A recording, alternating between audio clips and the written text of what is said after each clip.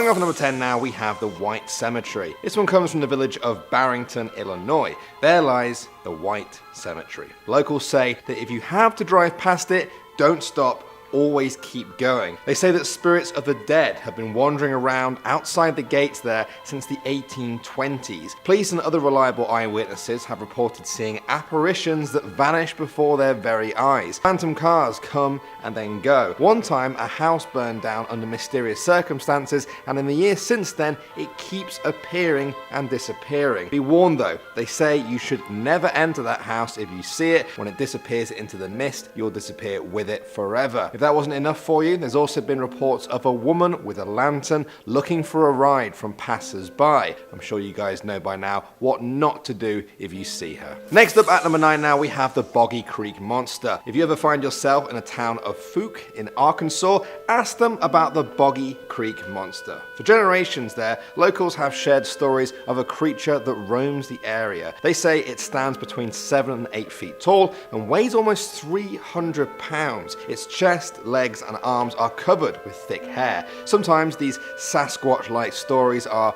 relatively recent, but the legend of the Boggy Creek Monster goes way back. The first sightings of it came in 1834. Locals reported that a wild man was roaming the area. When groups set out to find him, he retreated back into the hills. By the 1900s, sightings around the town were becoming more frequent. By the end of the century, residents of the town reported seeing the animal more often. In 1997 alone, there were 40 sightings. In all that time, people have claimed the animal was nocturnal, but in 2000, a sighting occurred in broad daylight in the Sulphur River Wildlife Area near the town. In the years since then, the sightings have only continued, drawing visitors in who want a glimpse of the Boggy Creek Monster. Next up at number 8 now, we have the Wicked Witch of Monroe. This is the story of Hannah Cranner, born in 1783. She lived near Cutler's Farm Road in the town of Monroe, Connecticut. She was said to dabble in black magic. Now, according to accounts, nobody accused her of being a witch until her husband died. He was Captain Joseph Hovey. The tale goes that one night he went out for a walk but somehow fell off a cliff. The locals didn't believe this was possible though, and rumors spread that Hannah had somehow bewitched him, that he had lost his mind and then fallen off the cliff in a daze. They said she was a witch. Hannah used this reputation to her advantage. She would often demand free food and firewood, or else she would curse the townspeople. One woman denied her a fresh-baked pie, so Hannah cursed her so that she could never bake again. She also caught a man fishing on her property, cursed him, and he could never fish again. Over the years, she gained complete control over the locals, and that was ultimately her downfall. She had a rooster named Old Boreas, which some said was her familiar, a sort of spiritual companion that witches are supposed to have. Shortly after the rooster died, she told a neighbor that her end was also near. She said her coffin must be carried by hand to the graveyard and she must not be buried before sunset. She died the next day. It was snowing heavily. The locals decided to ignore her instructions and thought it would be easier to pull her casket across the snow on a sled. As the procession started, the coffin fell off the sled and slid all the way back down to her front door. They tried and failed again. In the end, they decided to just carry her to the graveyard like she asked for. They buried her just after sundown. When they returned to her house though, they found it engulfed in flames in the middle of the snow. Ever since then, the sight of her house and her grave has been attracting paranormal investigators, many of whom say her vengeful spirit still lives on. Moving on to number 7 now, we have Homie the Clown. In the 1990s, every school kid in Chicago had heard the story of Homie the Clown. Many of them had actually seen him. In the autumn of 1991, there were reports of a man in a white van who stalked school kids on their way home and lured them in. If that wasn't scary enough, he was also dressed as a clown. Locals named him Homie after a character from the comedy show Living Colour, but this was no laughing matter. Strange rumors began to spread about Homie. Perhaps the strangest aspect of the creepy stalker was that he seemed to be everywhere in the city. School kids all over Chicago reported seeing him. It didn't matter who you were or what school you went to, everybody avoided white vans. Nobody wanted to get caught by Homie. At one point, even the police began to investigate it, but they soon passed over the case. Sightings of Homie began to decrease by the mid-90s, and now some people are left wondering what really did happen. Was it just a made-up story that got out of hand, or did Homie get what he wanted and leave town?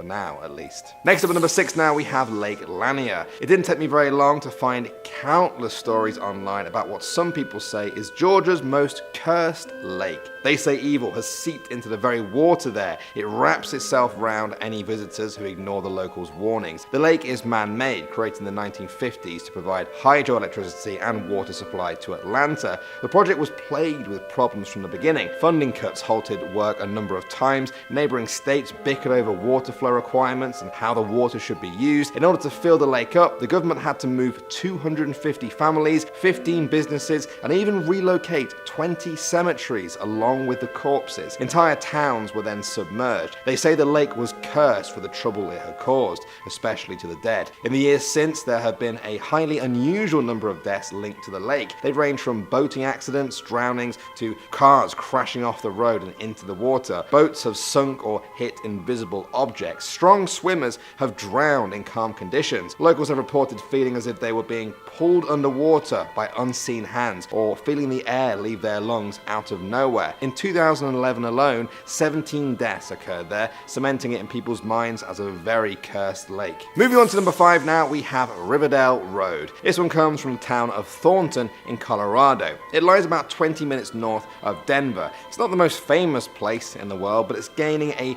paranormal reputation for a very creepy road, Riverdale Road. It leads to a popular hilltop overlook. One night, many years ago, a jogger was running up the road. Out of nowhere, a speeding car came over the hill and crashed into the jogger. The car sped up into the darkness, leaving the jogger to die by himself on the side of the road. They say he vowed vengeance with his dying breath, and locals say his spirit returned in anger. Now he haunts the road and looks into every single car that passes by for the killer that took his life all those years ago. They say that if you park up on the road and turn off your engine and lights, he'll think you're the one who hit him. People have reported hearing sounds of footsteps running towards them, followed by angry beating on the side of their cars and handprints appearing on the windows. If this sounds like an experience you'd like, well, at least now you know where to find it. Coming in number 4 now, we have the Hoosac Tunnel. This tunnel runs through the Hoosac mountain range in western Massachusetts. It may not look like much, but it has a very bloody history. Construction began in 1851. It took 24 years to build, and during that time, around 200 workers were killed. This earned the tunnel the nickname of the Bloody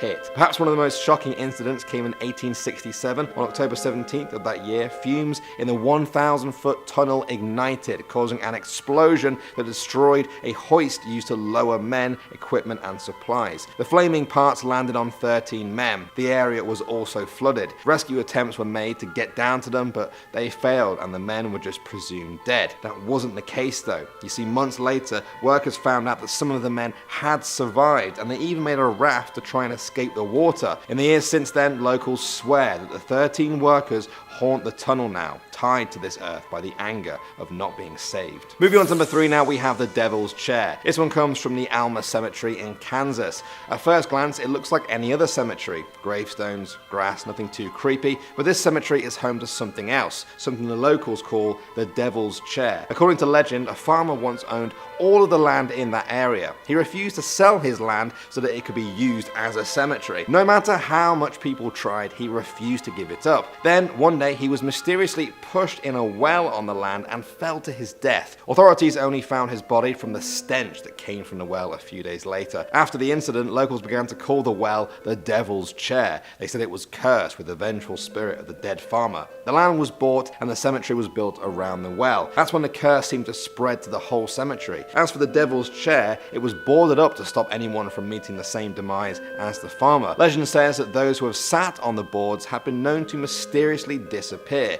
victims of the farmer's vengeful spirit. Next up at number 2 now, we have Buck's Tomb. This one comes from Maine, where you can find the tomb of Colonel Buck. He was the founder of the town there called Buck Sport, an honored figure in many people's eyes. But this story may have a dark twist to it. On his tombstone, there appears to be the strange image of a woman's leg. Locals say that Colonel Buck once sentenced a woman to death for being a witch. As she burned, her leg rolled out of the fire, along with her final curse against him. Her son told the colonel, "Your tomb shall bear the mark of a witch's foot for all eternity." Legend says that his heirs have tried to clean the foot off the stone many times, but still it remains. They even tried to replace the monument twice, but it still keeps coming back. These days, visitors flock to see the monument in person, but a wrought iron fence keeps them from getting any closer to this creepy tombstone. And finally, number 1 now, we have Chessie. You guys have heard of Nessie, right? The Loch Ness Monster? Good. Well, I'd like you to meet Chessie. In Maryland, it's not uncommon to hear people talk about the Chesapeake Bay Monster,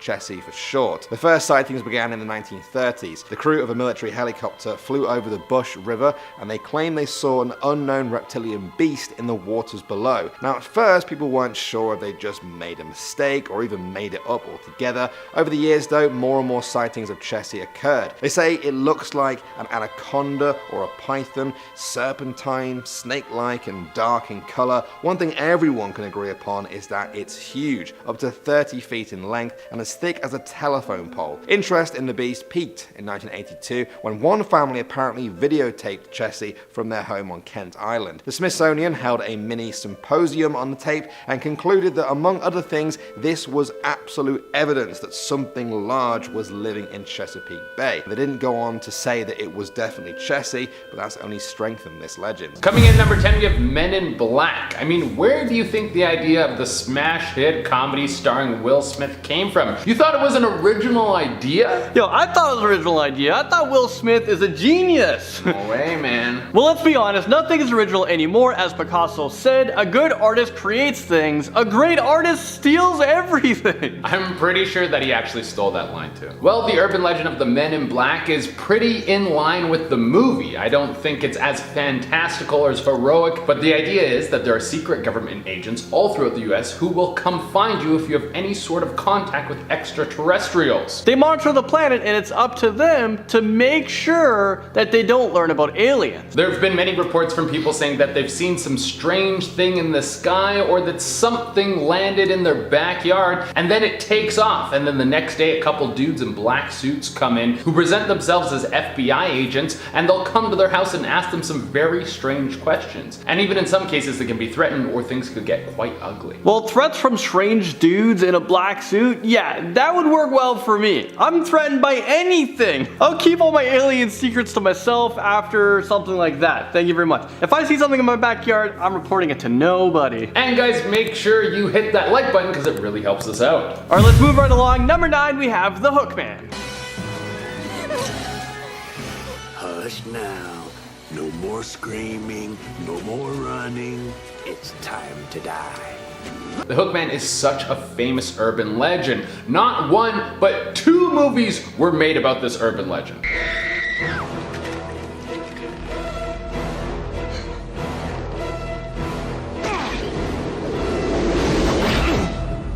Coming in number 8, we have skinwalkers. This is one of the oldest Native American legends, and the legend has stretched into our folklore as we see skinwalkers represented in television and movies all the time. The true form of a skinwalker is unknown. I mean, Che right here could be a skinwalker right now. We don't know his true form. Well, some people say that they start off as humans, and then they get the ability to transform, and others say they are truly beasts who can turn into humans and other creatures to try to fool us. But at the end of the day, does it really matter what the true form of a shapeshifter is? They can become whatever they want. You think after being a certain form for a while, you forget what it's like to be your true self. It would be like method acting when you get too into a role and you can't remember who you really are. Well, maybe Daniel Day-Lewis is a skinwalker and he's just not as evil as the rest. Skinwalkers have been known to use their powers of transformation to lure people into traps and kill them. Sometimes it's said that they can use parts of dead humans as food, and other stories tell of them needing human parts for rituals to continue their shape-shifting ways. And at number 7, the abominable snowman. Abominable snowman sighting in Spain caught on camera. That's right, folks.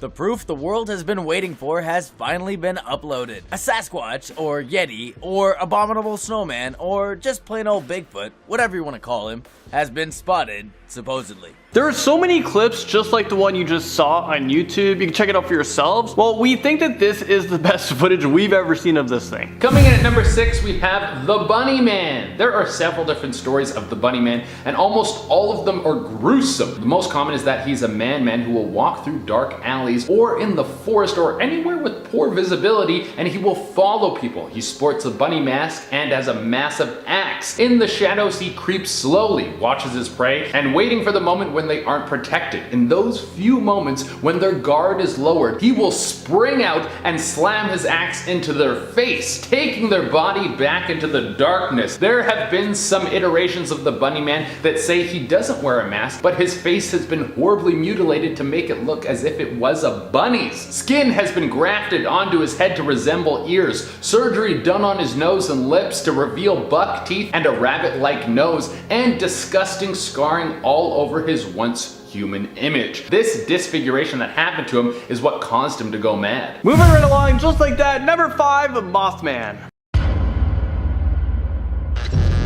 Hey, is it possible the famous Mothman of West Virginia could be a mysterious giant eagle?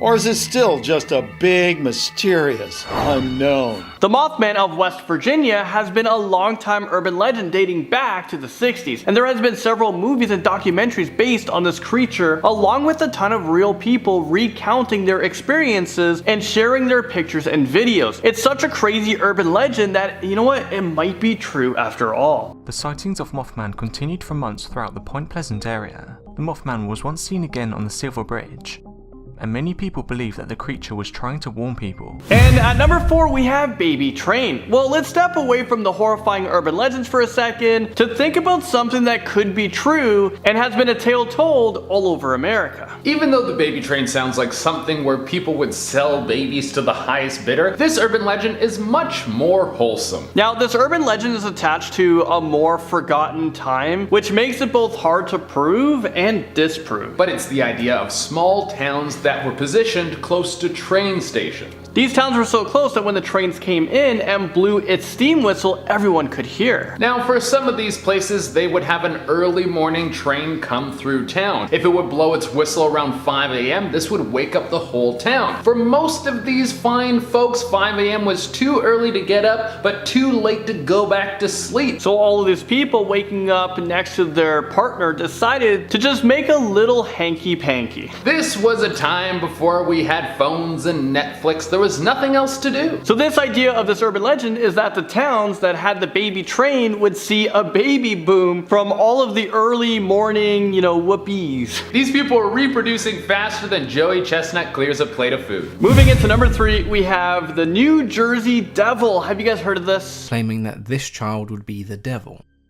When the night came that Jane went into labor, there was a terrible storm that shook the entire house as her friends and family gathered to help her through the pregnancy. The child was born normal, but it began to change into a deformed monstrosity. Its feet turned into hooves, its head resembled a goat. Leathery wings sprouted from its back, and a forked tail whipped violently around the room.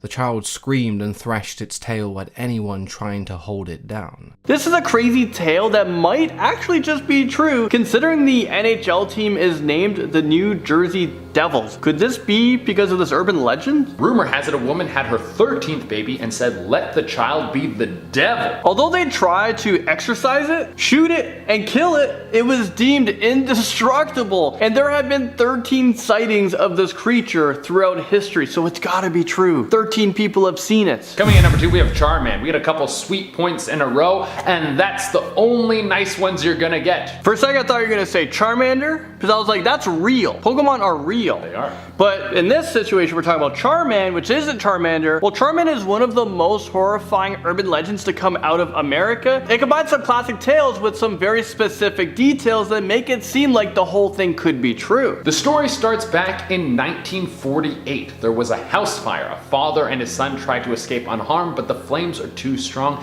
and the two of them are burned all over their body. While waiting for help to arrive, the son is looking at his disfigured self and loses his mind. He then kills his own father. Is this real life right now? When help eventually does arrive, the son lays on the ground and the police think that the boy, well, he's dead from how badly he's burnt. They leave for a moment and uses this as an opportunity to escape. From this point, he has to live in the woods, hunting down people and killing them, taking what he can so he can continue to survive in the wilderness and feed his insane bloodlust without anyone finding him. And coming in the number 1 spot, we have the Boggy Creek Monster, aka Bigfoot, aka the Southern Sasquatch. In the early 1970s, the media had a field day about a creature known as the Boggy Creek Monster, aka the Southern Sasquatch. The Boggy Creek Monster was being reported on in the news because it was accused of attacking a local family, as well as destroying and stalking livestock. This one tops our list because this might be the most famous urban legend creature that might be real of all time. Have you spotted one before? A Sasquatch? Yeah. Real life? Yeah. No. Have you?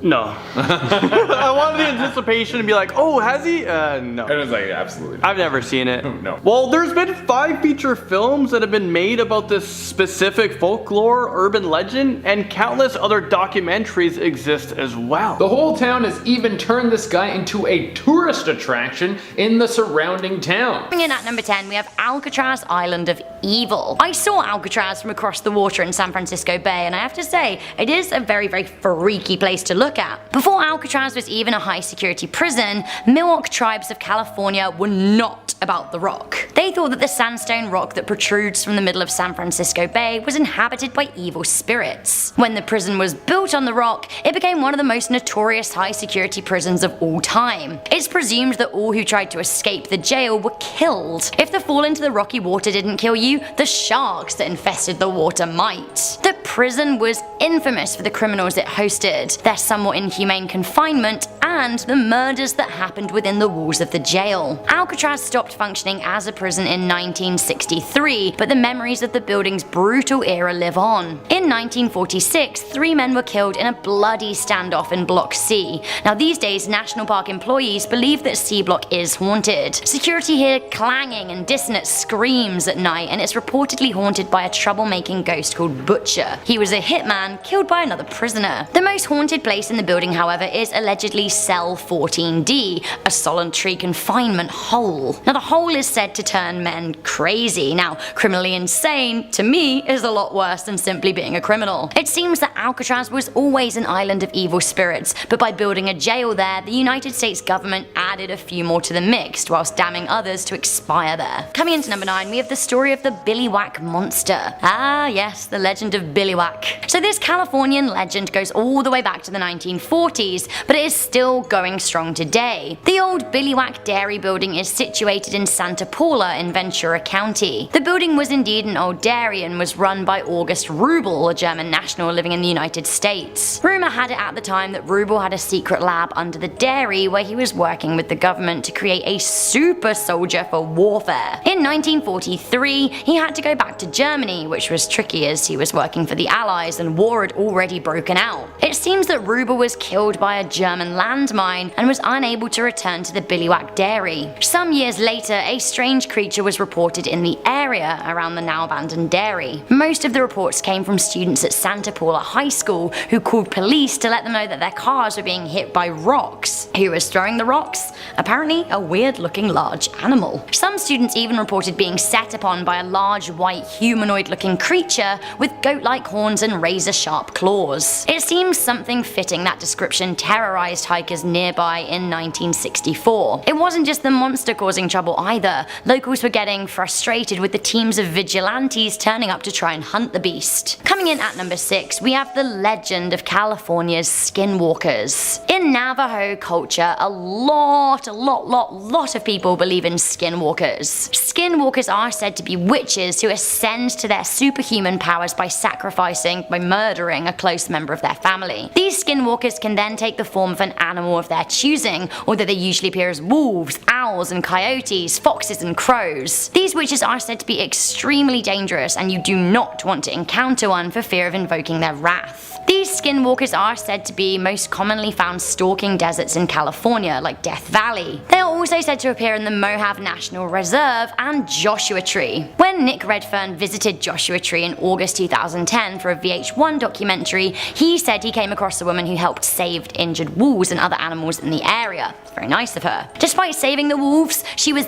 deathly terrified of meeting a skinwalker, so much so that she wouldn't even utter the S word. Coming into number 7, we have Turnbull Canyon. Turnbull Canyon was dubbed the Dark Place by local native tribes, and that nickname has more to it than simply referring to a lack of light. Back then, the native tribes would refuse to set foot there. The place became even darker when Spanish invaders forced natives into the canyon, killing those that fell out of line. Since then, legend says that every Native American killed in the canyon still haunts it today, watching passers-by and waiting for the sun to rise. Many explorers feel watched when they venture out into the canyon. Not only is the canyon haunted by the spirits of the wronged natives, but it is also said to be a hotbed for occult activity. There have been reports of black-robed beings making effigies in the remote area. A string of disappearances around the nearby Puente Hills has been put down to satanic activity in the canyon. To make this a triple whammy of creepy, there is also an abandoned mental asylum in the canyon. Great. Coming in at number 6, we have the legends of Stowe Lake. The White Lady is said to be one of the ghosts of San Francisco, and this particular lost soul is said to haunt the Stowe Lake area of the city. Few are brave enough to walk by Stowe Lake at night, although some zealous youths do find it funny to turn amateur ghost hunters by provoking the spirit. Now, the story goes that once upon a time a woman was out walking her baby in a stroller. She became tired and she sat down on a bench next to the lake, taking in the sights. Another lady decided to sit down and join her, and they had a brief chat. While the women chatted, it is said that the stroller rolled away unnoticed, either because its brakes were faulty, or they weren't put on properly, or someone abducted the child. The mother became very distressed and started frantically wandering the area asking if anyone had seen her child. Eventually, she thought the baby must have rolled into the lake, and so she got into the water to look for her. After that, neither mother or child were seen again, and it is presumed that the woman drowned.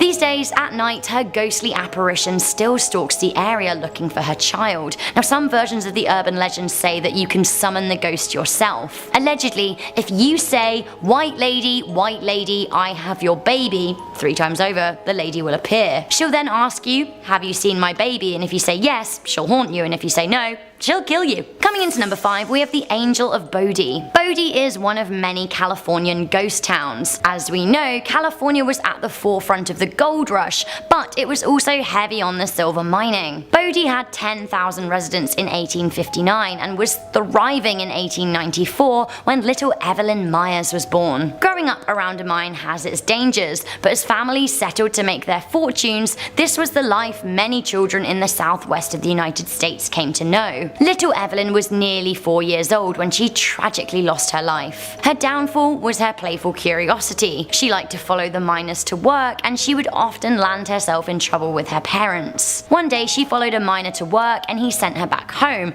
but she was sneaky and snuck back to watch him work. Sadly, he didn't know that she was behind him when he swung his pickaxe backwards and crushed her skull. A monument was erected in her honor, and it is now said that her ghost haunts a deserted town. She can be heard laughing and giggling as she skips gleefully around her home. Don't like this one at number 4. We have the story of the charred man of Creek Road. I don't like a ghost at the best of times, but charred ghosts with vacant eye sockets?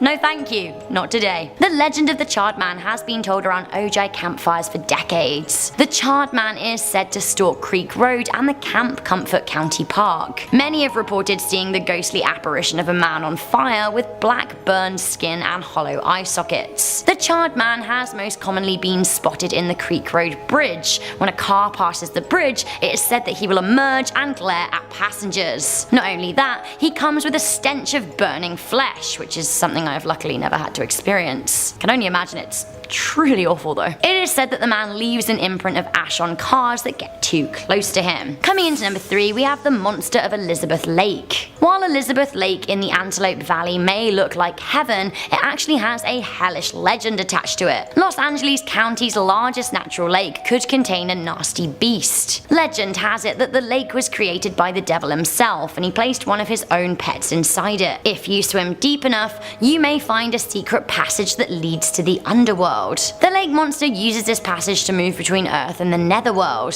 Now, the lake was originally referred to by Spanish settlers as La Laguna de Diablo, the Lake of the Devil. This was because they were convinced of the lurking monster. In the late 1800s, a group of men claimed to have witnessed the ascension of a vast monster with bat wings coming out of the lake. Coming into number 2, we have the story of the Fresno Nightcrawler.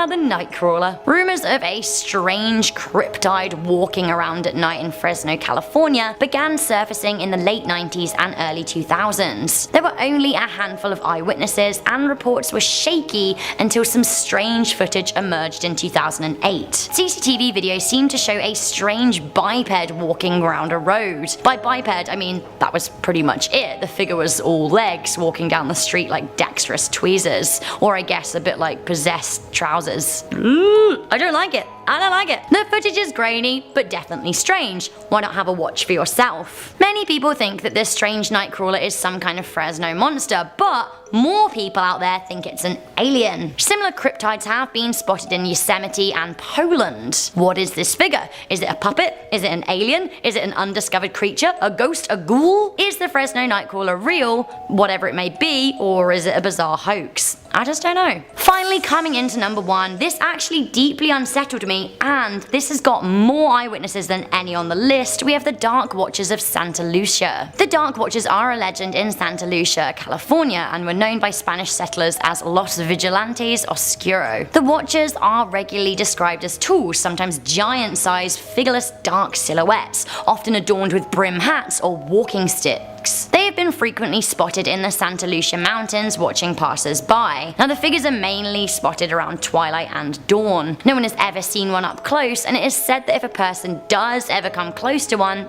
they'll disappear. They've been regularly spotted by walkers, and many believe that if they stay on the path they're on and just keep on going about their business, the Watchers won't bother them. Writer John Steinbeck's son Thomas believed that he saw the Watchers growing up. In the late 1960s, a high school principal reported seeing a tall man with a hat watching him as he led a group hike. When he called out, the figure disappeared. Now, people still report seeing these Watchers to this day. Scientists offer a number of different explanations for the sightings, with some saying that they could be Brocken specters. These happen in certain atmospheric conditions when the sun is at a particular angle. This could explain the whole dawn and dusk thing. Others say they could be fatigue-based hallucinations, but honestly, as people keep spotting them, the legend just keeps on growing.